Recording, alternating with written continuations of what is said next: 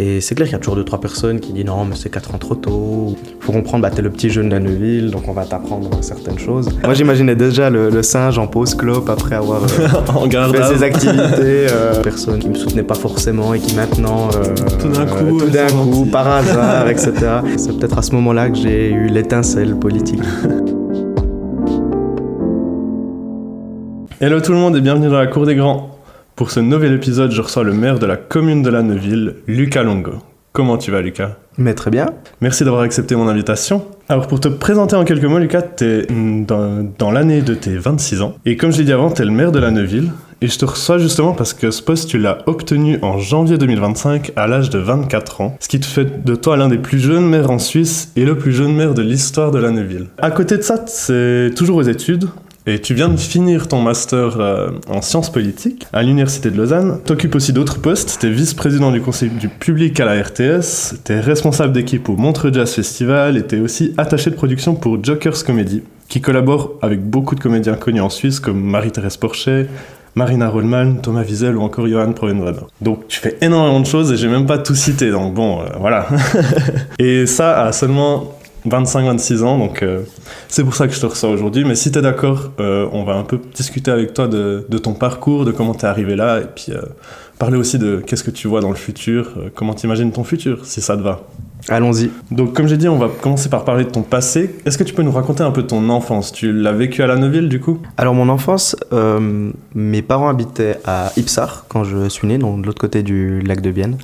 Et comme ils n'avaient pas forcément envie que je fasse l'école enfantine en suisse allemand, et ils étaient plutôt francophones, ils sont venus s'installer quand j'avais 2-3 ans à la Neuville.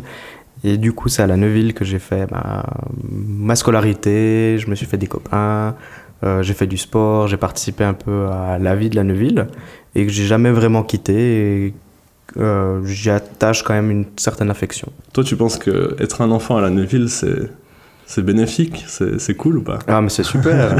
On a lac, on peut faire du foot, du tennis, de l'athlétisme, c'est vraiment un petit paradis. Et puis ce qui est bien, c'est qu'on a tout aussi à proximité.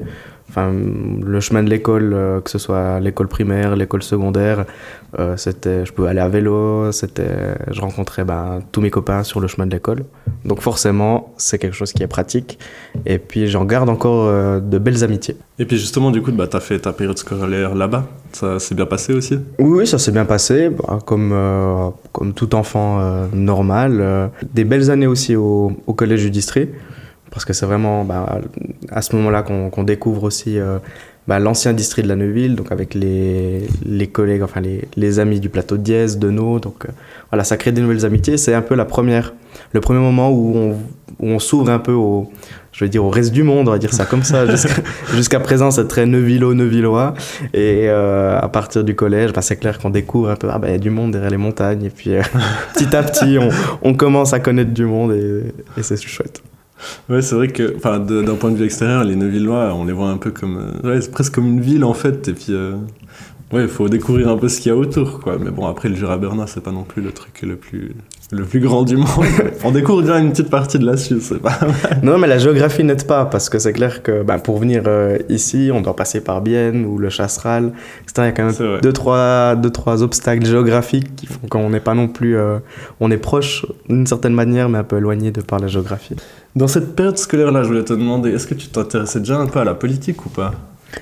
Alors j'ai un souvenir de 2015, quand j'étais au collège, et c'était la 100e séance plénière du CJB, donc du Conseil du Jura bernois.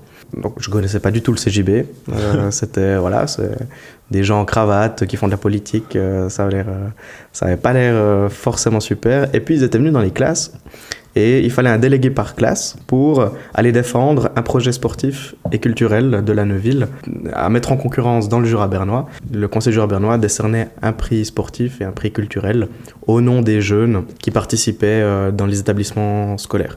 Donc j'avais dû défendre 2 projets sportifs et culturels pour la Neuville. On avait une séance au CIP avec d'autres collègues du cycle secondaire. Et on avait un peu débattu sur à qui on devait attribuer le prix. C'était quand même un prix de 5 000 francs, donc moi c'était énorme, enfin 5 000 francs, c'était gigantesque à l'époque. Et j'avais réussi à soutirer le prix culturel pour la zone piétonne de la Neuville, qui faisait des concerts gratuits. Donc c'est peut-être mon premier pas en politique, c'était lors de la 100e séance plénière du Jura bernois. Et puis là, maintenant, ce qui est drôle, c'est qu'en avril, je suis invité aux 20 ans du CJB, du Conseil du Jura bernois. Donc la boucle est un petit peu bouclée. Génial, ouais, du coup, c'est ça qui t'a donné un peu envie de te lancer dans la politique, quoi. C'est vendre peut-être des arguments ou des choses comme ça. C'est la première fois où je devais défendre quand même la Neuville dans un certain cadre un peu politique. Enfin, je m'étais pas trop mal débrouillé, donc c'est peut-être à ce moment-là que j'ai eu l'étincelle politique. Puis comment elle est venue ton idée de devenir maire de la Neuville? Qu'est-ce qui t'a motivé à faire ça, en fait? Alors, au début, j'avais dit non. Enfin, c'était assez catégorique. J'ai dit non, mais j'ai autre chose à faire, j'avais d'autres perspectives, etc. Puis après, c'est vrai que avec mon master, donc en management et politique publique, j'ai fait du droit public, des finances publiques, enfin des ressources humaines aussi appliquées à l'administration publique. Puis c'est vrai que ça donne quand même un bon bagage pour avoir un poste à cette échelle. Puis je m'en souviens, durant l'année 2024, mon parti était un petit peu en disant mais vas-y, enfin, tu serais un bon candidat, etc. Puis moi j'étais vraiment pas vraiment intéressé. Et petit à petit, quand les gens en parlent, quand tu vois que tu mobilises aussi un peu au-delà de ton parti, ou pendant l'été les gens de la Neuville viennent t'en parler assez spontanément. Durant l'été 2024, je me suis dit en fait, les gens ont l'air de me faire confiance, c'est un peu étonnant. Ils ont l'air convaincus par mes capacités. Je dis, au final, pourquoi pas. Et puis, si je ne suis pas élu, c'est pas trop grave. Puis, si je suis élu, je vais commencer à me poser des questions. Et puis, ça fera une belle expérience, j'imagine. Ouais, du coup, en fait, moi, je pensais qu'il y avait pas mal de gens qui te retenaient de faire ça. Et c'est toi qui as essayé de pousser vu que tu es assez jeune. C'est pas le cas en fait, on t'a plus poussé à le faire que retenu de le faire en fait. Exactement, j'étais même le plus réticent à la chose, et c'est vrai qu'en discutant avec les personnes, puis après, je suis attaché à la Neuville, et pour un Neuvillois, recevoir la confiance de la population, et c'est quand même hyper gratifiant, et humainement, c'est une reconnaissance assez grande de la ville qui m'a vu grandir, quoi. Ouais, justement, voir que les Neuvillois t'ont fait confiance, finalement, ils ont voté pour toi aussi, quoi. Donc, voir cette reconnaissance-là, et puis j'imagine que vu que t'as grandi aussi tout le temps là-bas, ça aide beaucoup, j'imagine. Alors, ça aide beaucoup pour la confiance, et puis après, des fois, des personnes me font comprendre, t'es le petit jeune de la Neuville, donc on va t'apprendre certaines choses. Et ça demande aussi de travailler plus en profondeur les dossiers, d'être vraiment sûr de ce qu'on dit. Parce que c'est clair que quand on est jeune, on va pas nous louper au contour, quoi. Donc, on doit être prêt aussi à avoir un peu le cuir épais et puis à défendre certaines idées. Mais si ces idées sont bien défendues avec un peu de connaissance derrière, je pense qu'elles sont tout autant légitimes que ce soit quelqu'un qui a 25, 40 ou 50 ans qui vient en avant. C'est comme ça que tu as pris en crédibilité, justement. C'est en prenant des arguments clairs, avec des faits clairs, c'est comme ça qu'en fait... T'as pu t'affirmer en tant que maire? Oui, en fait, c'est aussi d'amener un raisonnement qui parle aux gens. J'ai une valeur qui est vraiment assez importante dans mon mandat, qu'est le dialogue et l'écoute. Et les gens, des fois, ils s'opposent, mais par manque de compréhension. Et des fois, c'est juste de prendre le temps de dire, mais attendez, on se met autour d'une table, on discute. Et vous allez voir qu'en fait, les choses, elles sont pas parfaites non plus. On en discute, on peut toujours les améliorer. Mais j'évite le plus possible que les gens se braquent derrière une décision ou derrière une idée. Parce que je pense que le but, c'est de co-construire ensemble. Et je n'ai pas des idées arrêtées. Je suis pas un jusqu'au-boutiste des politiques publiques de centre droit. Et il faut être très pragmatique, je pense, dans ces cas-là. Mais justement, ton jeune âge poussait à justement dire aux plus âgés de venez on discute, etc. C'est pas un peu réticent pour certains? Ils n'ont pas peut-être mal pris que toi tu prennes les devants pour leur dire venez on discute alors que t'as peut-être 30 ans, même 40 ans de moins qu'eux? Non, je pense pas, parce qu'ils sont même étonnés des fois de la démarche. Souvent des personnes plus âgées viennent avec des idées arrêtées. Parce qu'ils ont de l'expérience, et ils ont aussi un certain ego. Alors, je dis pas que j'ai pas d'égo du tout, mais je pense que montrer que peut-être les jeunes comme nous, on a une autre philosophie, on a une autre manière de penser, on est peut-être aussi, de par notre âge, plus naïf peut-être, en pensant qu'on règle tout à travers les discussions. Mais ça, des fois, ça marque un peu un contraste et les gens sont plutôt étonnés qu'on leur propose de dire mais on discute. Et souvent, c'est non, ils voulaient écrire des lettres de 3 pages et aller se plaindre à la terre entière de cette décision. Mais en fait, on est à La Neuville, on est une ville à taille humaine, on peut encore se parler, on se croise dans la rue plusieurs fois par semaine. Donc, il y a cette proximité qu'il ne faut surtout pas prendre comme un désavantage, mais plutôt comme la possibilité de communiquer. Et du coup, ça, tu as pu l'affirmer, et les gens l'ont compris maintenant. Toi, tu prenais cette chose à cœur de dire, venez, on discute, on est ensemble. C'est pas non plus une commune, il y a quand même presque 4000 habitants, mais quand même, vous connaissez presque tous. Donc, cette idée-là, justement, de proximité, toi, ça tenait à cœur, en fait. Oui, surtout que la fonction de maire, en fait, on est le maire de toute la population. Dans d'autres communes, typiquement dans le canton de Neuchâtel, c'est une présidence qui est tournante. Alors c'est clair que voilà, il y a d'autres enjeux, on est président de commune que pendant une année, etc. Moi, pendant 4 ans, je dois représenter un peu toute la population parce que c'est un scrutin majoritaire. Donc c'est la majorité de la population qui décide. Donc on doit essayer de représenter la majorité, puis pas uniquement un parti ou une idéologie. Toi, tu avais peur de cette responsabilité-là, justement, de peut-être porter justement ces presque 4000 personnes, d'avoir toutes ces personnes-là sous ta responsabilité presque?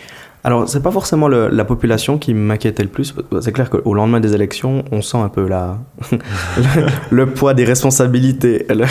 Alors, le dimanche d'élection, c'était très bien. Puis après, le lundi, tu commences à te dire, bon, voilà, c'est concret.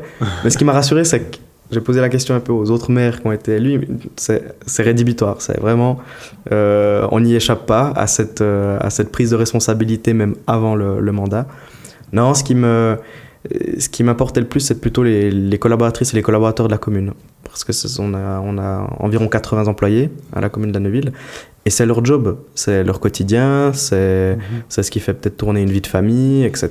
C'est des gens qui sont là 40 heures par semaine et c'est leur vie aussi. Et toi, t'es leur patron, voilà. Quoi. Et moi, je suis de passage à un pourcentage plus réduit, certes, mais peut-être que là 4 ans. Donc, l'idée, c'est aussi de pouvoir, quand je devrais passer le flambeau, passer une administration qui est aussi saine, où les gens ont envie de travailler, où les gens sont motivés, puis pas d'arriver avec des certitudes qui démotivent les gens. Donc, pour moi, la responsabilité, elle est peut-être plutôt vis-à-vis des collaboratrices et des collaborateurs qui, ont aussi un supérieur de 25-26 ans et ça peut aussi surprendre et je pense qu'il faut venir avec une certaine humilité et une certaine maturité aussi et ça m'a obligé à prendre ces responsabilités plutôt aussi à l'interne.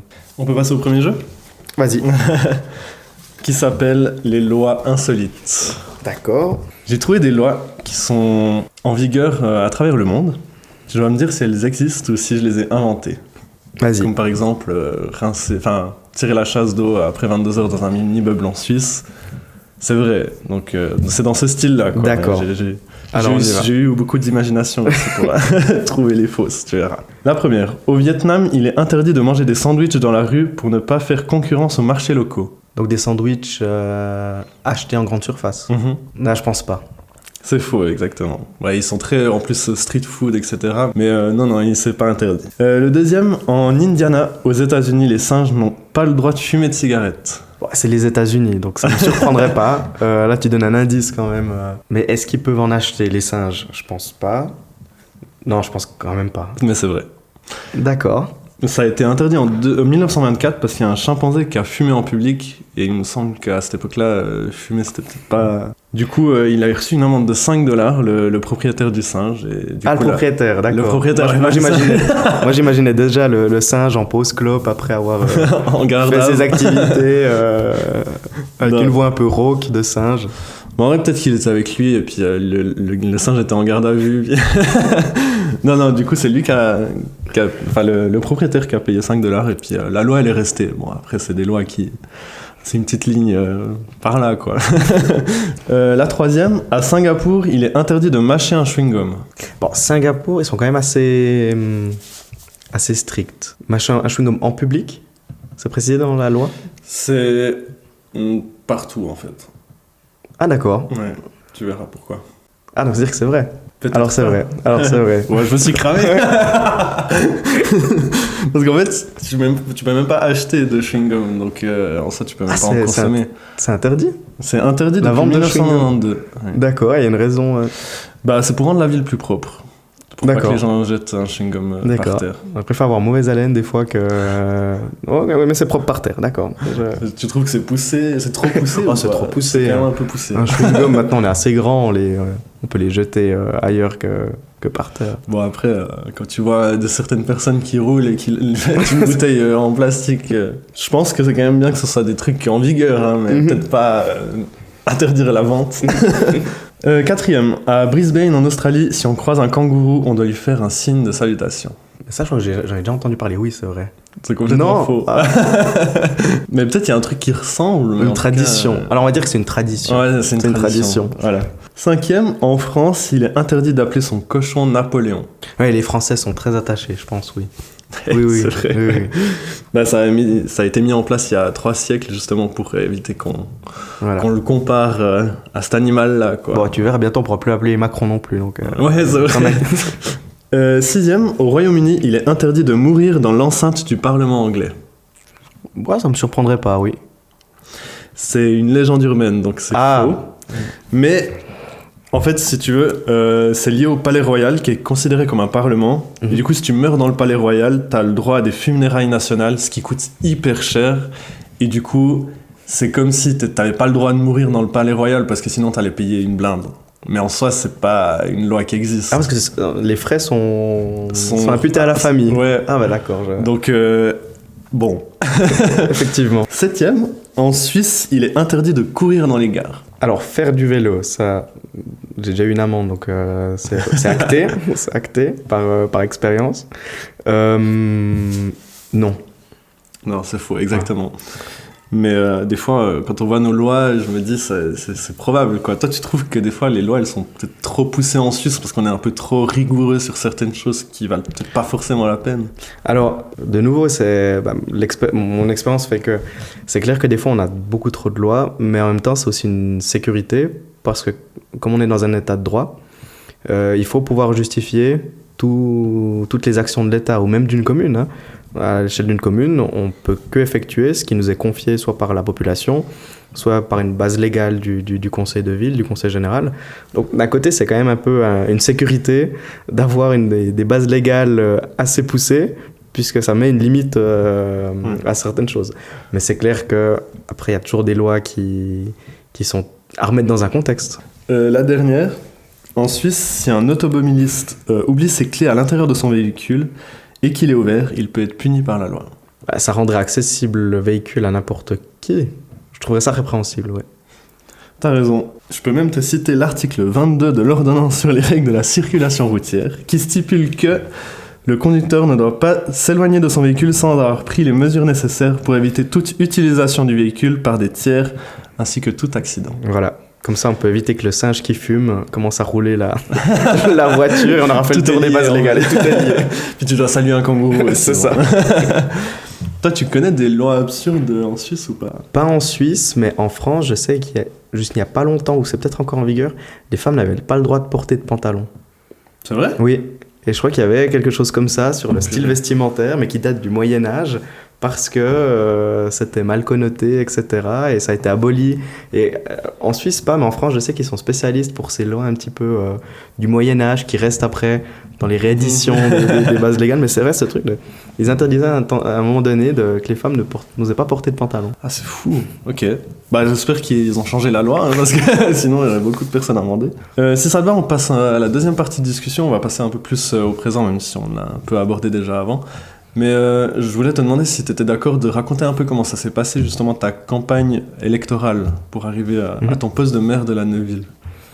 Alors, ça a commencé, comme je l'ai raconté, hein, durant l'été. Et puis, une fois que ma décision avait été prise, il faut un peu la communiquer. Donc d'abord dans un cercle un peu plus restreint. Puis dans un deuxième temps, ça passe par des articles dans la feuille officielle, dans le courrier de la Neuville.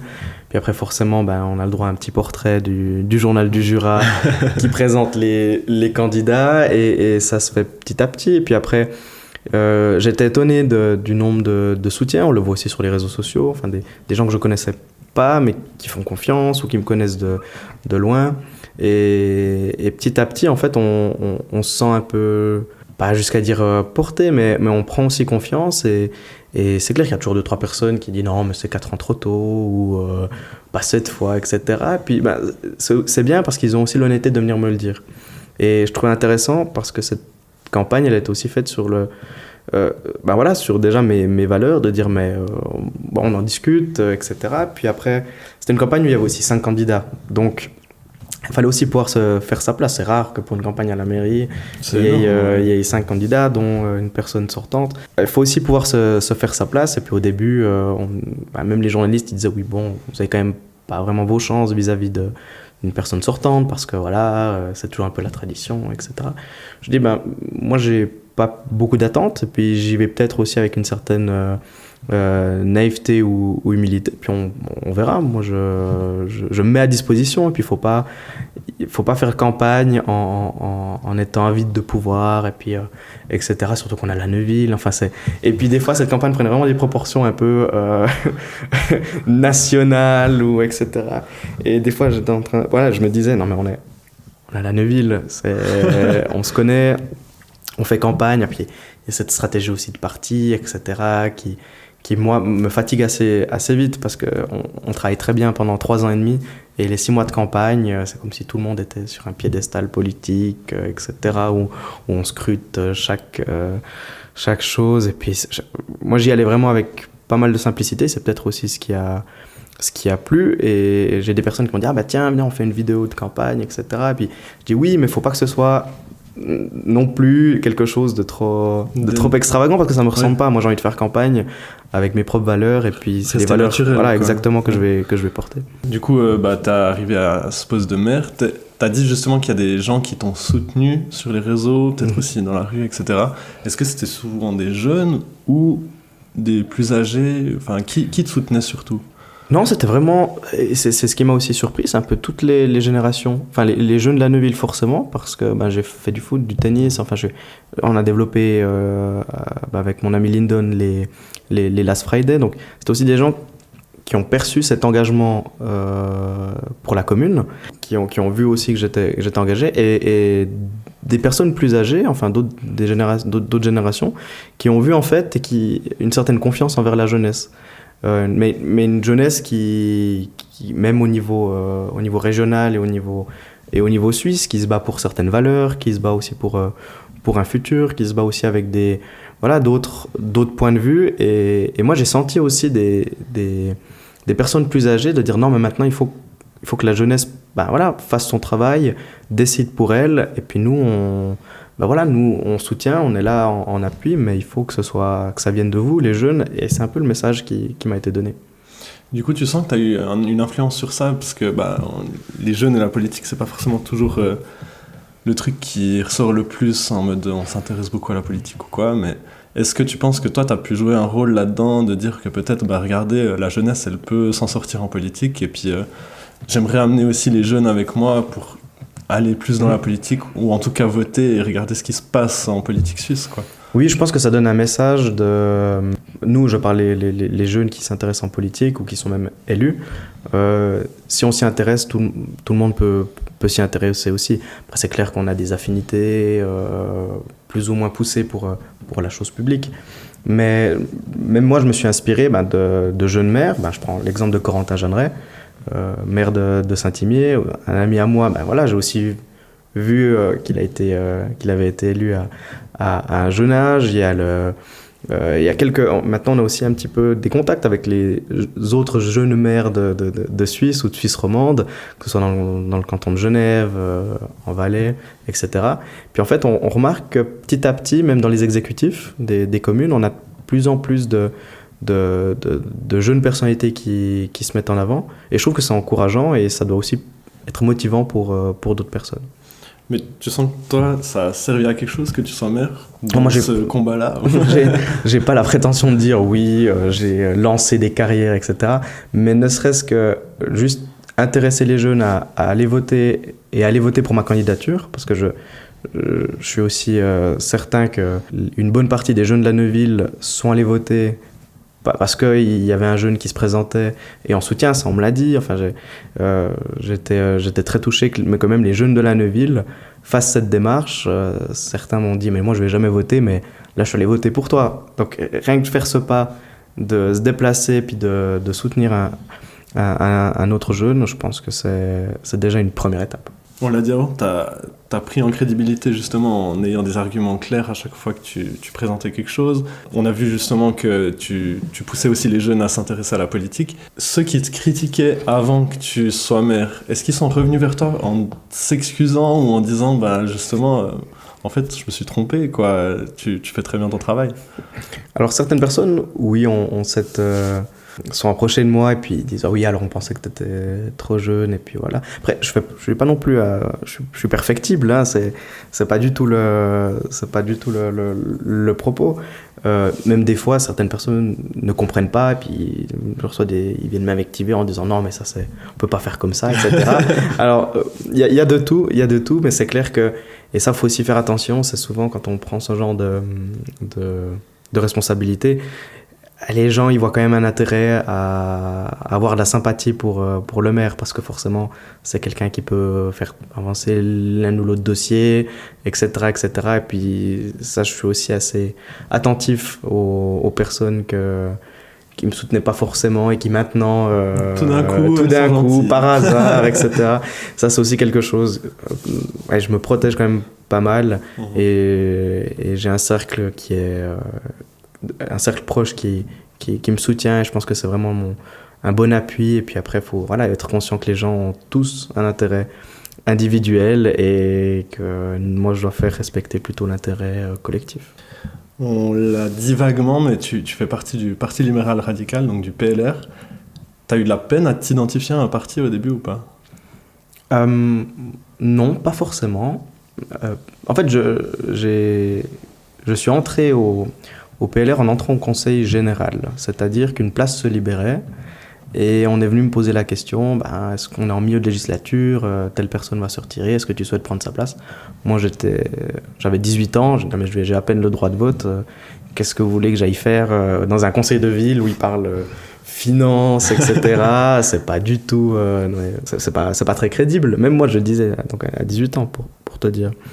Et en fait, ma direction vers le Parti libéral radical, c'est que la plupart de mes connaissances ou d'amis de la famille faisaient partie de ce parti-là. Et puis, c'est forcément des gens qu'on côtoie lors de manifestations, etc. Et en fait, j'avais plus d'affinité avec les personnes plus qu'avec le parti. Alors, c'est clair que, à l'époque, à la Neuville, il y avait soit le Parti socialiste, le Parti Forum, le Parti, donc Forum Neuville, le Parti villageois, le Parti libéral radical ou l'UDC. Puis sur ces quatre choix, c'est clair que même naturellement, je me serais plutôt dirigé par affinité des personnes vers ce parti local, quoi. Mais tu partages quand même un peu les valeurs que le PLR promène. Oui, ce que je partage surtout du Parti libéral radical, et pour moi c'est aussi important, c'est un peu le parti qui a développé la Suisse moderne. Et c'était longtemps une force de proposition. Alors il y avait les libéraux, les radicaux qui ont fusionné après plus dans les années 2000. Mais ce que je trouvais intéressant dans ce parti, c'était un peu le parti qui a développé cette Suisse moderne, à travers le chemin de fer, à travers le libre-échange, etc. Et ce qui me plaît aussi, c'est qu'il y a aussi une certaine liberté dans ce parti, liberté de vote. Alors des fois, je suis pas forcément d'accord avec mon parti, et puis je m'autorise aussi à voter autre chose, parce que c'est souvent des objets fédéraux ou cantonaux, on mesure pas autant les intérêts. Puis moi, je vote aussi en tant que jeune, je vote aussi en tant que faisant partie d'une minorité linguistique dans un canton bilingue, etc. Donc c'est clair qu'on a des intérêts qui sont divergents, mais dans le PLR, ce que je vois plutôt, c'est le parti un peu qui a fondé la Suisse moderne. Donc il y a un historique que je trouvais important vis-à-vis de mes valeurs. Mais ça te dérange pas d'avoir l'étiquette de il vient du PLR et il est PLR en fait? Non, parce qu'on peut dire ça pour n'importe quel parti. Enfin, il est vert, il vient des Verts. Puis, je pense qu'on doit savoir faire de la politique sans forcément prôner une idéologie stricte. D'autant plus quand on fait partie d'un exécutif. Et Et c'est un peu la différence que je vois en ayant fait du législatif et de l'exécutif. Au législatif, on peut avoir cette partie un peu idéologie, partisane, de défendre des grandes valeurs, etc. Puis après, quand on rejoint l'exécutif, on se rend compte que tout n'est pas tout blanc ou noir et qu'il y a une zone grise qui est beaucoup plus intéressante à explorer. Et c'est un peu, voilà, je suis plutôt un PLR d'exécutif, on va dire ça comme ça, plutôt que de législatif. Un PLR qui s'intéresse aux zones grises. Exactement. Mais t'as déjà eu des remarques ou des jugements justement liés à ton parti ou pas? Oui, bien sûr, parce que j'ai fait mes études en sciences sociales à l'université de Neuchâtel, en côtoyant aussi le milieu académique à Lausanne. Et puis c'est clair que c'est un milieu qui est plutôt à gauche, enfin, voilà, et des fois de venir et dire voilà, moi je suis élu PLR, on est tout de suite très connoté, etc. Et après, de nouveau, après une demi-heure, 1 heure de discussion, c'est une étiquette. Et puis moi, ce que j'aime bien faire, c'est un peu décoller certaines étiquettes. Et souvent, on est des personnes avant d'être des représentants de parti, de toute façon. Puis c'est comme ça aussi que tu montes tes arguments justement peut-être aux autres, de dire peut-être que j'ai cette étiquette-là de PLR, mais on peut quand même s'entendre même si tu viens d'un autre parti. Exactement, mais c'est surtout, et c'est ce que je trouve intéressant, c'est d'accord, des fois on a des discussions politiques au conseil de ville, mais la richesse de la démocratie, c'est qu'après on peut tous aller boire un verre et discuter d'autres choses et se faire un peu des autocritiques sur certaines choses, et ça se passe bien. Donc je pense que l'étiquette politique, elle est importante un peu dans le théâtre de la démocratie, mais après il faut aussi savoir mettre les choses de côté, faire la part des choses, et on est tous des personnalités et on a tous des centres d'intérêt variés, et on doit aussi pouvoir faire des ponts entre ces personnalités plus qu'entre les partis. T'es pas obligé de répondre à la question, hein, mais quel bord politique est le plus borné dans le sens où il a pas envie de parler aux autres partis politiques? Tu as une réponse à ça ou pas? De mon point de vue, c'est plutôt la gauche avec les Verts, mais de nouveau, c'est aussi pas évident parce qu'on sent qu'il y a une majorité de droite ou de centre-droite. Et c'est clair que quand on défend des fois des idéologies, on doit être un peu jusqu'au boutiste pour que les choses avancent. Des fois, il faut être un peu plus dans l'extrême pour en tout cas avoir un peu la moitié des idées qui passent. Donc, je trouve que c'est plutôt sensible du côté des Verts, un peu moins du Parti socialiste, mais de par nature, parce qu'il y a une minorité, c'est clair que quand une minorité elle doit défendre des intérêts, elle doit aller au front, elle doit défendre ses intérêts avec plus de ferveur. Voilà, c'est un peu une stratégie politique, mais qui s'explique. Deuxième jeu, ça te va? On y va. Parfait. C'est des tu préfères. D'accord. En tant que Neuvillois, tu préfères déménager dans le canton de Neuchâtel ou dans le canton du Jura? Neuchâtel. C'est assez clair, quoi. Oh oui, il n'y a pas de discussion. Hein. Je pense que la question jurassienne est bouclée. D'accord. Ouais, en plus, vous êtes très proche de Neuchâtel. Toi, ça t'a jamais traversé l'esprit de te dire, si je change de commune, en fait, juste à côté, je peux être dans le canton de Neuchâtel, quoi. Oui, et à Neuchâtel, j'ai aussi une bonne partie de mes amis, parce que j'ai fait une partie de mes études. Et surtout, je suis très attaché au lac. Donc, au-delà de l'aspect cantonal, moi, je me verrais mal habiter loin d'un lac. Du coup, plus lac de Bienne ou lac de Neuch? Ah, lac de Bienne. Ah, quand même. Non, un lac à taille humaine où on voit l'autre rive, on arrive encore à se situer. Tu préfères devenir conseiller fédéral, mais t'es obligé d'habiter à Berne, ou tu préfères garder ton poste de maire à La Neuville, mais tu dois habiter toute ta vie à La Neuville? Garder mon poste à La Neuville et habiter toute ma vie à La Neuville. Ça te dérangerait pas? Non, parce qu'au final, être conseiller fédéral, c'est faire beaucoup de choses sauf habiter à Berne, être en déplacement, etc. Oui. Et moi, je sais que j'ai besoin aussi d'avoir un pied-à-terre et d'être proche de mes racines. Quand je suis parti de La Neuville pour faire mon master à Lausanne, j'ai senti que La Neuville me manquait. Enfin, j'étais content de retourner à La Neuville, de revenir à La Neuville le vendredi et me dire « Ah, maintenant je retrouve un petit peu ce que je connais, etc. » Ça, c'est un vrai maire de La Neuville qui parle. Hein. Exactement. Tu préfères vivre sans politique ou sans festival? Ah, sans politique. Ah ouais, ok. Ouais. Pas sans démocratie. Hein. Ah non, je préférerais mettre de côté mes engagements politiques plutôt que mes engagements dans la culture.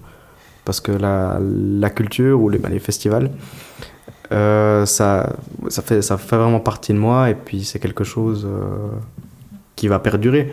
Le mandat politique, il dure 4 ans, il dure quelques années, voire, mais après, au bout d'un moment, il faut aussi savoir se retirer, tandis qu'on se retire moins d'un festival ou de la vie culturelle.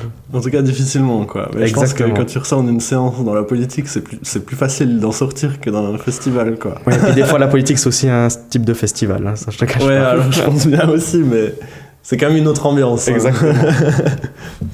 Tu préfères rester toute ta vie dans le même parti politique, même si tu partages plus les mêmes idées que ton parti, ou tu préfères quitter ton parti politique pour garder tes propres idées et tes propres principes? Je pense qu'on doit quand même avoir une certaine liberté politique, puis il faut savoir aussi être en accord avec ses idées et ses valeurs.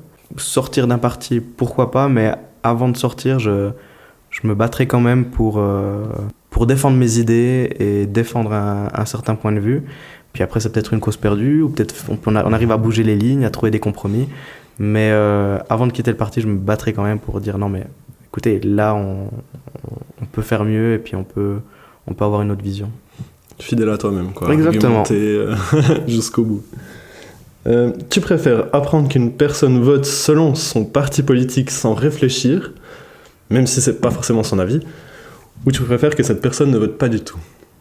Je préfère que cette personne aille voter, parce que c'est la démocratie, et la politique de parti, elle fait partie de la démocratie. Donc si les personnes...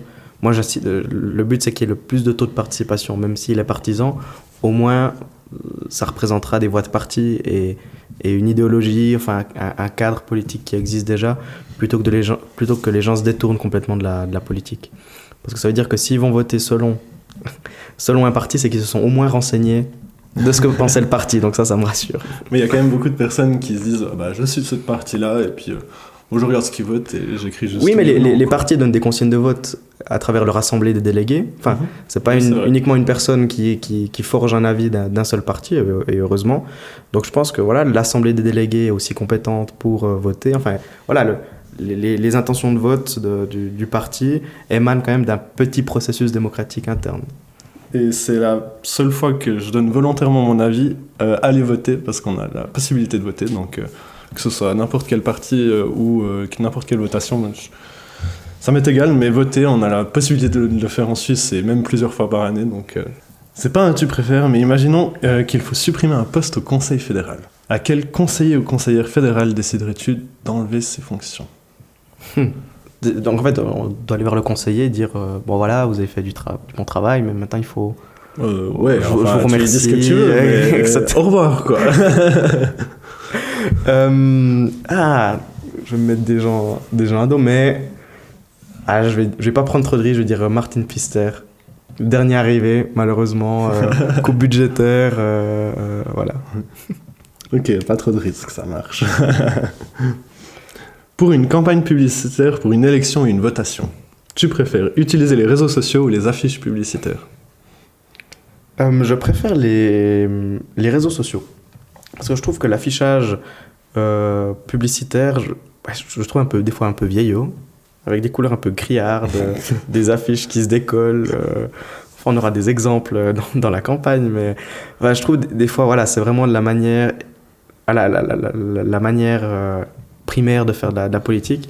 Maintenant, les réseaux sociaux nous offrent aussi la possibilité de pouvoir cibler cibler aussi un public, mieux cibler, avoir aussi éventuellement plus de marge de manœuvre, que ce soit dans du contenu vidéo, du contenu photo, enfin une palette qu'une simple affiche agrafée sur un panneau en bois qui prend l'eau et qui commence après 3 jours de pluie, qui commence à onduler. Je trouve que ça rend pas forcément des fois hommage aux candidates et aux candidats. Expérience faite.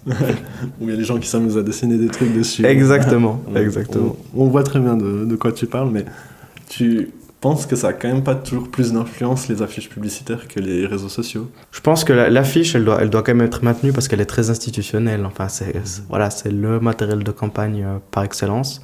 Mais je pense que maintenant, les gens sur les réseaux sociaux sont plus susceptibles d'être d'être, pas dire influencé, mais maintenant beaucoup de personnes se forgent leur avis politique sur les réseaux sociaux. Et si nous, politiciens, on se retire des réseaux sociaux, on laisse une marge de manœuvre quasiment complète à d'autres lobbies, à d'autres personnes qui vont faire de la politique à la place des politiciens, et c'est pas le but. On peut passer à la dernière partie de discussion, où on va parler un peu de ton avenir, comment tu voyais ton avenir dans la politique. Est-ce que, en tant que maire de la Neuville, maintenant ça fait plus d'1 an que tu y es, est-ce que tu sens que tu as apporté un changement ou qu'il y a une différence depuis que tu es là? Alors c'est compliqué comme question parce que j'y étais pas avant. J'entends aussi des bruits de couloir, enfin voilà, des personnes qui sentent un changement, même au sein du conseil municipal, des anciens du conseil, qui me font un peu la marge. Ah bah tiens, certaines choses avancent, mais parce que voilà, j'ai aussi une autre vision. Enfin, je m'implique aussi beaucoup, faut le dire, hein. J'ai la chance de pouvoir consacrer assez de temps à cette fonction, ce qui n'est pas forcément le cas quand on a vraiment une politique de milice avec un job quasiment à temps plein à côté, etc. Moi, j'ai de la chance c'est ma formation, j'ai aussi les compétences et le temps pour m'investir. Donc, c'est clair que dans l'investissement, il y a peut-être eu un certain changement, et peut-être aussi au niveau de la gouvernance de la commune. J'ai une personnalité qui aime bien avoir une certaine organisation horizontale, même si voilà, la politique fait qu'il y a des verticalités dans l'organisation, d'être très horizontale et puis de pouvoir m'appuyer sur les chefs de service et l'administration. Donc le but, voilà, je pense que ça a un petit peu changé dans la motivation et dans le fait d'inclure beaucoup les personnes qui travaillent pour la commune. Et j'ai oublié de te demander avant, mais je voulais te demander qu'est-ce que toi tu voulais mettre en place une fois que tu es arrivé à la commune, et qu'est-ce que en fait tu as réussi à faire, qu'est-ce que tu as réussi à mettre en place? Ce que je voulais mettre en place, c'était d'éviter cette image, cette étiquette de jeune impertinent qui fait de la politique, de montrer qu'en fait une personnalité elle est relativement large, et puis c'est pas forcément une personnalité de politicienne qui arrive à la commune, et surtout beaucoup de cohésion, parce que je sais très bien que si l'administration est braquée ou ne se reconnaît pas dans les décisions qui sont prises, bah, ça va être 4 longues années. Et même chose du côté du conseil municipal. Je m'entends très bien avec tous mes collègues, on n'est pas d'accord sur tout, mais l'idée c'est aussi de pouvoir faire que personne ne se sente minorisé, etc., que tous les avis soient pris en compte autour de la table. Puis c'est clair, après il y a un vote et il faudra trancher, mais au moins que tout le monde ait pu s'exprimer et que chacun puisse venir sereinement au conseil ou venir travailler à la commune sans avoir d'appréhension ou de manque de confiance en soi ou envers la personne qui doit prendre des décisions. Et ce serait quoi ta plus grande fierté ou ton plus grand accomplissement en tant que maire de la Neuville? Moi, ce serait de réouvrir le château de la Neuville. On a un projet qui avance bien, qui a encore aussi ses incertitudes, mais je pense que ce serait un beau message à la population de pouvoir venir avec un élément symbolique qui en plus est accessible. Donc je pense que c'est un petit peu un des highlights de la législature, si ça peut se faire. On l'a dit avant, tu as fini ton master tout récemment. Félicitations d'ailleurs. Merci. Et du coup, tu travailles exclusivement dans le monde de la politique. Est-ce que c'est ton envie de faire ça de toute ta vie ou pas? Bon alors, moi je le vois plutôt, pas forcément comme dans le monde de la politique, mais plutôt dans le monde de l'administration publique. Parce que c'est clair que j'ai mon mandat qui me prend beaucoup de temps à la mairie. J'ai aussi un autre mandat qui concerne le service des eaux de la rive gauche du lac de Bienne. C'est aussi une thématique qui est très importante pour moi, parce que le fait que les gens aient de l'eau potable, c'est quelque chose qui est vraiment super quand on fait de la politique, c'est qu'on se sent utile. C'est-à-dire que les gens, le soir, même moi le soir, j'ouvre mon robinet, je me dis mais on a bien fait notre job une journée de plus, parce que les gens... Mais c'est peut-être très simpliste et très bête à dire, mais c'est souvent dans des petites choses comme ça où on se rend compte qu'on a une utilité. Et puis, au-delà de ces mandats, je suis aussi vice-président du Conseil du public et de la RTS. Donc, c'est un organe qui évalue la qualité du du service public. Et par les temps qui courent, le service public de la SSR est souvent mis à mal. Et puis nous, quand on le voit depuis l'intérieur, bah, c'est clair que voilà, c'est des fois des critiques qui sont gratuites. Et j'ai toujours gardé ce pied dans le milieu de l'audiovisuel, que ce soit l'RTS, soit dans les sociétés de production. Et pour moi, ce pan-là aussi de ma vie est très important parce que c'est aussi ben voilà, à travers cette culture vivante que j'ai grandi. Donc le but, c'est quand même de rester dans le champ des politiques publiques à plus large échelle. Puis un poste plus haut placé dans la politique, ça t'intéresserait ou pas plus que ça? Pour le moment, c'est pas d'actualité. Alors oui, il y a des élections cantonales, etc. Ça m'intéresserait d'avoir plus d'interactions, mais surtout, dans un premier temps, pour défendre les intérêts de la Neuville. Pour le moment, j'ai pas d'ambition personnelle, mais j'ai des ambitions de dire, bon voilà, si on peut simplifier et avoir plus de représentation pour la Neuville, je pense qu'il faut le faire, il y a pas de discussion. Mais j'ai pas d'ambition personnelle. De nouveau, je me considère plutôt comme un politicien d'exécutif, c'est-à-dire de travailler des dossiers, d'aller au fond des choses, d'avoir un intérêt vraiment plutôt dans concrétiser des projets. Donc peut-être une fois partir de la politique et intégrer une administration publique, soit à l'échelle cantonale ou au niveau de la Confédération. Et à quel moment tu dirais que tu as réussi soit dans ta carrière politique, soit dans l'administration publique, parapublique, à quel point tu te dis là j'ai atteint ce que je voulais en fait?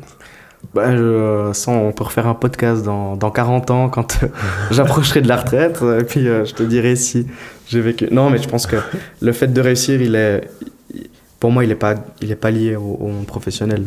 Je pense qu'on réussit si on a un entourage qui nous soutient, si on a des amis, si on a encore du temps pour faire autre chose.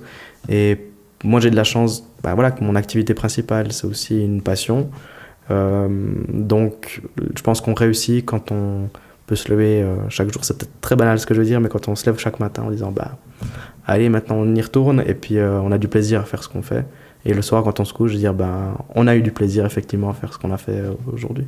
C'est intéressant parce que du coup, ta passion, elle est venue une fois que tu as commencé ton métier en soi. Toi, c'était un peu presque en même temps, en fait, même presque après, quoi. Exactement. Passion. Moi, ça s'est co-construit, en fait. Ouais. Et après, je vais pas dire que ma passion, c'est la politique, mais je pense que j'ai toujours été intéressé à m'impliquer dans des choses concrètes, que ce soit dans ma vie personnelle ou professionnelle. Je devais voir assez rapidement le résultat de ce que je faisais. Parce que ce qui n'est pas du tout le cas des études. Donc des fois, il a fallu un petit peu cravacher pour arriver au bout de ses études. Mais j'aime bien être dans le concret. Et typiquement, le fait d'être à la commune de la Neuville, chaque jour, c'est concret. Alors oui, il y a des choses qui se déroulent sur le long terme. Mais comme je le dis, le soir, quand les gens ont de l'eau potable, c'est déjà un premier pas. Quand tout se passe bien. Mais c'est des choses très basiques, mais qui en fait montrent que voilà, le travail est fait, on espère qu'il soit bien fait. Tu l'as dit avant, tu seras maire de la Neuville pendant 4 ans. T'as envie que ce mandat il soit renouvelé après ou c'est trop tôt pour le dire? Moi je pense que c'est trop tôt pour le dire. On a parlé des avantages d'être jeune aussi, mais les désavantages c'est que la vie va relativement vite. Donc j'aurai 28 ans à ce moment-là. Quand on rempile pour 4 ans. Donc voilà, ça fait vite après des années de jeunesse, on va dire ça comme ça, qui sont mises à disposition ou impliquées dans un certain cadre qui est relativement restrictif parce que il faut être présent. Je peux pas décider de partir 2 mois en Australie sans avertir personne parce que forcément ça met un petit peu un cadre aussi dans le lieu d'habitation. Peut-être qu'une fois je partirai de la Neuville quelques années pour mieux revenir, etc. Mais c'est clair que c'est des questions qui ne peuvent pas se poser actuellement de par ce mandat. Donc, c'est aussi des questions que je vais me poser plus tard, puis savoir si j'ai toujours la motivation. C'est quelque chose qu'il ne faut pas du tout entreprendre si on n'est pas sûr à 100% d'avoir la motivation de le faire. Et puis aussi de voir un peu le contexte en 2028. Je pense que je ferai comme pour la première élection. J'attendrai l'été avant les élections pour voir un petit peu et puis prendre la température. C'est clair que je vais pas rempiler si si je suis pas convaincu ou si je sens pas le même soutien qu'il y a eu, en 2024. Mais tu penses que sur ces 4 ans, tu peux être potentiellement lassé peut-être de ce poste de maire? Je pense que c'est une question très personnelle. Ça veut dire que je fais aussi attention à pas m'impliquer ou me surimpliquer dans certaines choses pour justement en fait tenir dans la durée. Parce que c'est clair qu'en politique, on peut vite se perdre, on peut vite être au four et au moulin, et c'est chronophage et on gaspille de l'énergie.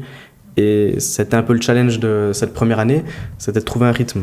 Trouver un rythme en faisant, sans en faire trop, mais sans en faire pas assez.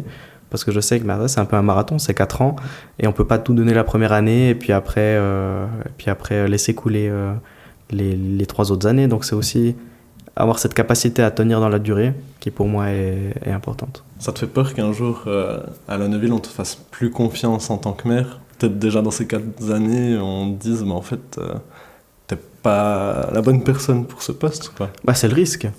Mais c'est le risque. Chaque jour, on peut prendre une décision qui n'est pas évidente, qui a un impact aussi sur les gens.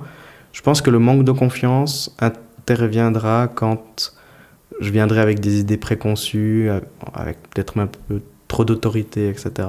Je pense que les gens, même si on prend des décisions qui font pas forcément l'unanimité, s'ils ont la confiance dans le processus de décision, dire oui, alors oui, c'est une décision pas facile à prendre, mais c'est une position qui est pas non plus facile à tenir. Donc cette confiance, elle est dans le fait qu'on fait les choses avec un intérêt public qui soit prépondérant. Et puis quand les gens font d'abord confiance à la manière de défendre la Neuville.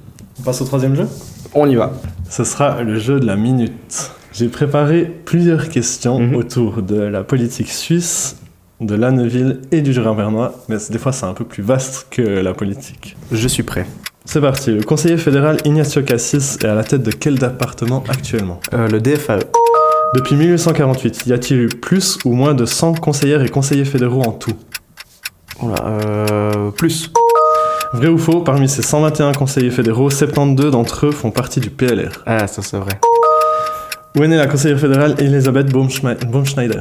Pardon? Où est née la conseillère fédérale Elisabeth Baumschneider? Dans le Jura? Quel ancien conseiller fédéral a fait un passage à l'école supérieure de commerce de La Neuville? Adolphe Guy.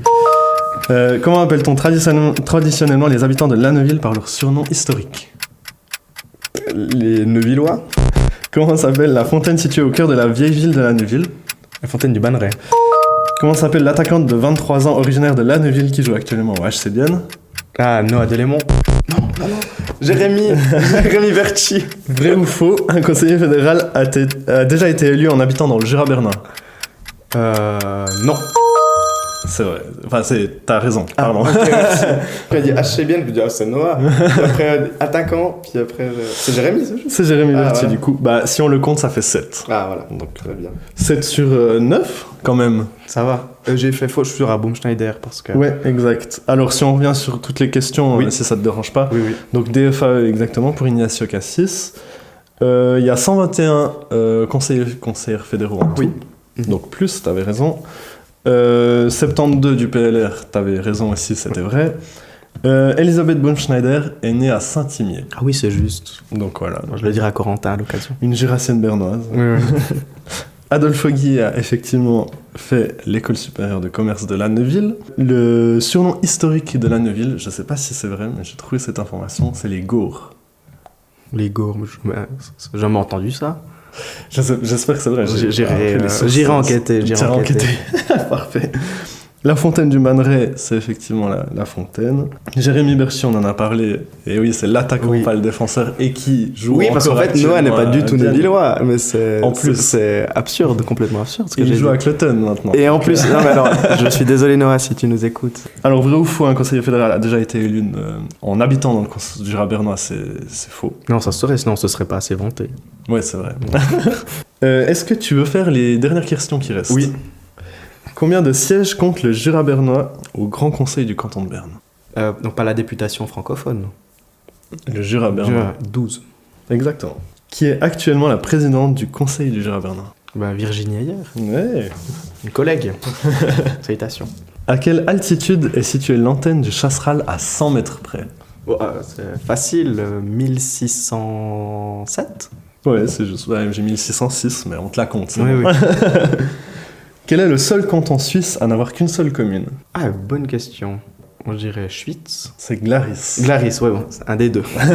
De toute façon. Et la dernière, à quel siècle Jean-Jacques Rousseau a-t-il séjourné sur l'île Saint-Pierre? Ça devait être 19e 18e. 18e. Ouais, c'était vers les 1765 par là. Ah, ok. Parfait, on arrive à la fin de cet épisode, mais j'ai une dernière question pour toi qui est la question Anoname. La question Anoname, c'est une question que un proche t'a posée, que tu devras répondre et trouver qui te l'a posée. Ok. La question c'est, est-ce que, en tant que maire de la Neuville, tu as encore le droit de dire que tu préfères la braderie de Moutier à la fête du vin, ou ce n'est pas politiquement correct? Ah, si on parle de la braderie de Moutier... Alors déjà, c'est politiquement incorrect. Et d'autant plus maintenant que Moutier fait partie du canton du Jura, je pourrais pas me permettre de... Même si j'avoue que c'était des belles années de braderie. Non, la fête du vin reste quand même l'événement phare du Jura bernois. Comme ça, je fais un peu de publicité. Deuxième week-end de septembre, si jamais. Et je crois que c'est un prévôtois qui me l'a posé. Je pense, je sais pas, mais je pense. Il fait du sport. Est-ce que c'est Anthony Stalder? Ouais, c'est juste, exactement. Ah, il y en a un qui a fait le gymnase avec toi, c'est juste ça. Oui, et puis on a fait plusieurs braderies aussi ensemble. Et j'étais chaleureusement accueilli chez la famille Stalder pour attendre le premier train. Allez, ça comme ça. C'est clair, là tu fermes pas trop l'œil, mais... Exactement. Non, Anthony, c'est vraiment... c'est un de mes amis proches qui, voilà, avec notre parcours aussi personnel et professionnel, on n'a pas l'occasion de se voir très régulièrement non plus.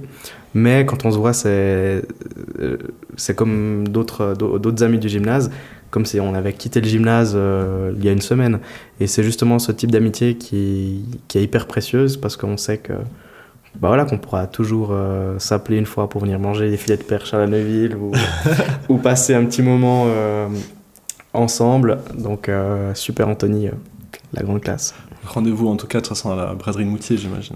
Oui, maintenant je suis obligé. T'iras quand même Et j'irai quand même, avec grand plaisir. Et je demande à la famille Stalder de nouveau m'héberger jusqu'au premier train. Du coup, on arrive vraiment à la fin de cet épisode, mais je voulais te demander encore de faire une recommandation culturelle, n'importe quoi, que ce soit un film, une série, un livre, une musique, une personnalité publique, ce que tu veux. J'en ai aussi, donc soit tu commences, soit je commence, comme tu veux. Alors, dans recommandation culturelle, tous les artistes de Jokers Productions, Thomas Wiesel, Marina Rollman, tous ceux que tu as cités en début. Non, j'en ai prévu deux qui sont un peu deux recommandations particulières. Je vais commencer par le premier. C'est un livre qui porte le titre Pensez avant de parler, lisez avant de penser. Ce qui est un cheminement qui est relativement utile quand on veut avoir un raisonnement plutôt pensé. Et c'est Fran Lebowitz qui l'a rédigé. Et j'ai découvert Fran Lebowitz dans une mini-série Netflix qui s'appelle, si je me rappelle bien, La ville selon Fran Lebowitz. Et puis en fait, elle a toujours vécu à New York. Et en fait, c'est produit par Martin Scorsese. Donc c'est aussi quelque chose de très cinématographique pour les connaisseurs. Et en fait, elle a, je crois que c'est 8 épisodes qui traitent en fait d'une particularité de la ville de New York, que ce soit le transport, la culture, le sport, etc. Et elle a toujours un regard très acide et un peu impertinent d'une ancienne écrivaine, journaliste de New York. Donc elle critique forcément la nouvelle génération. Elle a des idées très arrêtées, etc. Et puis elle a fait pas mal aussi de conférences en public où elle décrit un peu cette vision de la ville de New York, son évolution, son histoire aussi. Et je trouvais très intéressant parce qu'elle a vraiment ce regard très, très impertinent et puis même un peu provocateur, mais même dans son look. C'est pas très radiophonique, mais on le voit qu'elle a une certaine... elle paye pas de mine, mais elle a un style marqué, en tout cas. Elle a un style marqué, et puis même quand elle prend la parole, elle est assez assez critique, assez impertinente, et puis voilà. Et la deuxième, c'est quelque chose qui me tient aussi à cœur, qui a plutôt une référence un peu plus actuelle, je t'ai apporté une affiche du Montreux Jazz Festival. Alors, c'est pas non plus très radiophonique, mais c'est l'affiche de l'année passée, dessinée par Laquena, où c'est écrit All You Need Is Glory. Je peux juste la passer, après je ferai un petit commentaire. Puis en fait, le Montreux Jazz, c'est clair que j'y travaille depuis quelques années. C'est une formidable famille. C'est un super festival qui a aussi son histoire, qui a marqué l'histoire de la Suisse romande et de la Riviera de Montreux.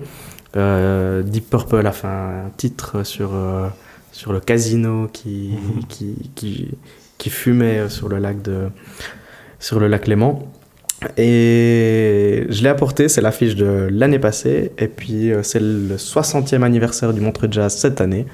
Donc ça marque aussi un retour au Stravinsky, puisque on a fait 2 années hors les murs avec la scène du lac, etc. Des fantastiques couchers de soleil. Puis maintenant, c'est le retour un peu à la maison au Stravinsky cette année. Donc la programmation sera assez intéressante. En plus du 60e, le retour au 2M2C de Montreux. Et je me réjouis déjà de retrouver toute la petite famille du Montreux Jazz les 2 premières semaines de juillet. Et la proximité avec les artistes de ce festival, elle est juste fantastique, et il y a vraiment des pointures qui viennent et qui ont du plaisir à venir. Je prends l'exemple de Benson Boone l'année passée, qui après son concert, il a dit que c'était la première fois qu'il sautait dans le lac. Il a fait son concert sur la scène du lac et puis il sautait directement juste après. Donc on voit qu'il y a aussi une ambiance où les artistes ont encore du plaisir, et à notre époque où voilà, la musique est devenue surtout aussi un aspect commercial avec Spotify, les plateformes, etc. D'avoir toujours l'impression que l'artiste prend du plaisir et transmet vraiment de bonnes vibrations à son public. Je trouve que c'est magique, et ça crée toujours un peu des moments de suspension qu'on ne retrouve pas quand on regarde un clip, quand on écoute un titre, et je trouve que c'est important d'avoir cette relation humaine dans la culture. Et t'as déjà eu un rapprochement avec une célébrité ou quelqu'un comme ça qui te vient en tête, ou ça t'a vraiment marqué en fait, peut-être un artiste musical ou peut-être justement une personne des Jokers Comedy, je sais pas, mais... Oui. Quand j'étais petit, avec mes parents, on allait au Cirque CNI voir Marie-Thérèse Pourchet, etc. Et je me souviens la première fois les premières dates chez Jokers, quand j'ai travaillé pour Joseph Gorgoni et Marie-Thérèse Pourchet, j'étais vraiment comme un enfant. Je devais rester très professionnel, mais c'était Marie-Thérèse Pourchet. Je me souviens, c'était l'occasion de la tournée de la Fête des Vignerons, du spectacle de la Fête des Vignerons en 2019. Et c'est de voir vraiment un peu l'icône suisse, etc. Et voilà, ça fait partie du paysage culturel. Et c'est vrai qu'un des moments marquants aussi de Jokers, c'est quand on a commencé à travailler avec Joseph Gorgoni. Et puis, entre-temps, Joseph, c'est une personnalité fantastique, tant au niveau professionnel que personnel. Et puis, à chaque fois qu'on se voit, je pense qu'on prend des nouvelles, etc. C'est quelqu'un qui est très avenant aussi. Et même s'il est très professionnel, il n'oublie pas aussi l'aspect aussi personnel. Et puis quand on a préparé certaines revues de Lausanne, franchement, c'est des bonnes ambiances de travail, je pense, et qui permettent aussi un peu d'avoir un autre regard sur ces personnalités. Mais ça pourrait aussi être Thomas Wiesel, avec qui je m'entends aussi très bien, et puis qui est aussi formidable tant sur la scène qu'au niveau personnel. Et j'ai de la chance pour ça, parce que Jokers Production, c'est aussi une production humaine, et tout est fait pour que l'artiste se sente le mieux possible, mais aussi pour les personnes qui travaillent avec, au niveau des contraintes logistiques ou de production. Quand on vient sur un site de spectacle ou de production, on ne vient pas avec la grosse production, on vient souvent avec des moyens relativement simples, et des fois les gens ils sont étonnés de cette simplicité, mais c'est ce qui fait aussi que les personnes aiment travailler avec Jokers, parce qu'on ne vient pas avec des grosses prétentions, des choses comme ça. Alors oui, certes, il y a un cadre à respecter, mais au final, on prend toujours le temps de discuter à la fin du spectacle, de remercier souvent des équipes bénévoles de théâtre de théâtre en Suisse romande. On sait que c'est souvent des structures avec des bénévoles, des gens qui comptent pas leur temps, qui s'engagent, etc. Et puis quand il y a un artiste, typiquement Thomas Wiesel, Johan Provenzano, etc., c'est souvent un peu peut-être la tête d'affiche de la saison ou le highlight, etc. Donc j'apprécie aussi voir un peu des fois ces personnes qui sont fiers d'avoir ces personnalités et de s'engager pour la culture. Donc voilà. Mais du coup, on arrive à la fin de cet épisode. Toi, t'avais pas de recommandations culturelles ? Allez, ok, je fais une petite Allez, recommandation. une. Ah non, j'en fais 3. Allez. 3, vas-y. On t'écoute.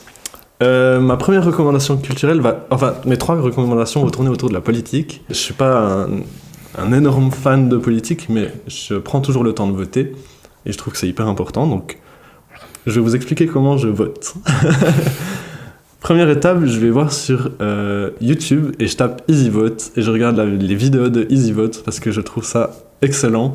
Ça explique vraiment de manière illustrée qu'est-ce qui se passe au niveau de la votation. Il y a toujours les arguments pour et contre qui sont présentés, qu'est-ce que ça changerait aussi pour les gens. Et je trouve ça très neutre, très professionnel et très parlant, plus qu'un simple petit cahier rouge où il y a des petits textes écrits dessus, où je comprends rien. Et du coup, moi, ça m'aide. C'est comme ça que je fonctionne. Et une fois que je me suis fait une petite idée, je me rends sur leur application, toujours EasyVote, et ils ont une sorte de Tinder. C'est en gros des affirmations qui donnent sur chaque votation. Et tu dois dire si t'es d'accord ou pas avec la votation. Donc si t'es d'accord, tu swipes à droite. Si t'es pas d'accord, tu swipes à gauche, comme sur Tinder. Et du coup, à la fin, ça te donne... Il y a une quinzaine de questions, donc ça prend max 10 minutes, quoi. Et puis à la fin, ça te donne une proposition de vote qui s'orientera vers ton avis, ce qui te permet justement de faire ton propre avis. Et puis là, t'es quand même assez sûr de ce que tu vas voter. Donc moi, je suis pas forcément dans la partie, mais ça m'aide justement à voter et puis à choisir ce que je vote. Puis même sur l'application, ils disent quel parti vote quoi. Donc si vous voulez vraiment vous identifier à un parti, c'est toujours possible. Et dernière étape, après j'arrête, c'est Vote Info. Mais ça, c'est une fois que la votation est passée. J'aime bien regarder quelle commune, quel canton a voté quoi. Ça m'intéresse pas mal, tout ce qui est statistique et tout. Du coup, je trouve ça toujours marrant de regarder combien de personnes ont voté à Corgémont, qui a voté quoi. Enfin, on voit pas non plus les noms. Hein, mais ça te donne une bonne idée, je trouve, de qui vote quoi dans la région. Et je trouve ça toujours sympa. Quand tu vois une énorme tache rouge sur une votation où t'as voté oui, t'es là, mais bon, bref. Donc voilà mes recommandations. Donc je vous invite à faire ça si vous votez pas trop et que vous vous intéressez pas trop à la politique. Franchement, c'est hyper intuitif. Ça vous prend, max, ce que j'ai dit là, je pense que ça vous prend 15 minutes et vous avez un avis clair sur une votation qui est faite. D'ailleurs, si vous l'écoutez début mars, allez voter le 9 mars et suivez ce que j'ai dit. Peut-être que vous aurez une bonne idée de quoi voter. Je m'insère dans la parenthèse parce que j'ai quand même une petite anecdote. C'est une amie une fois m'a dit je comprends pas pourquoi on doit voter sur le papier parce qu'ils mettent les réponses du quiz au dos du petit carnet. Et j'ai dit alors c'est pas exactement la démarche, si jamais c'est une recommandation, mais tu sais comme dans ces carnets de vacances où tu dois juste retourner pour avoir la solution du mot croisé. Puis on m'a dit mais pourquoi ils nous posent la question parce qu'ils nous donnent directement les réponses au dos du petit carnet. Et alors j'ai expliqué que c'était pas exactement comme ça que ça se faisait et qu'il fallait quand même un peu avoir un esprit critique.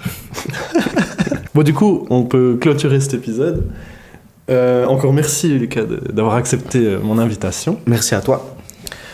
Pour ceux qui habitent dans le canton de Berne, vous pouvez voter du coup le 8 mars, mais il y a aussi les élections du conseil exécutif bernois, du Grand Conseil et du Conseil du Jura bernois, le 29 mars, donc vous pouvez aussi aller voter là-bas, et il me semble que tu es candidat. Oui, on trouve mon nom au milieu des listes, par-ci, par-là. Donc votez en votre âme et conscience, hein, c'était pas le but du podcast. Pas du tout.